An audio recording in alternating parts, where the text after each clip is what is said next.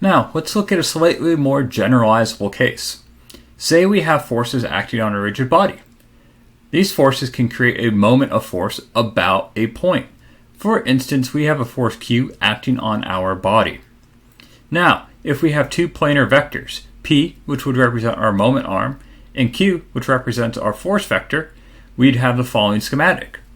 Q acting on P is going to cause our body to rotate about point O, and this is going to result in a moment of force about a point, m sub O.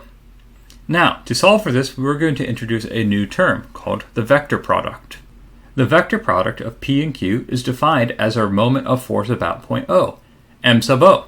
And notice m sub O is a vector. It has both magnitude and directionality.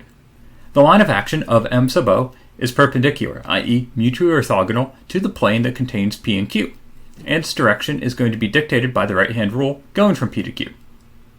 Now, the magnitude of m sub O is the product of the magnitudes of our moment arm P and our force Q, and the sine of the angle theta between them. That is, we can say the magnitude of m sub O is equal to PQ times sine theta. Now, this is the same formulation that we've constructed for 2D moments. In a moment, we're going to construct a more generalized form, such that the direction of rotation is implicitly solved for.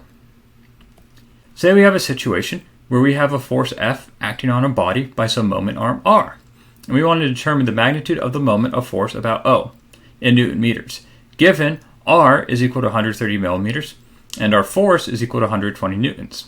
The angle between these two vectors is 45 degrees.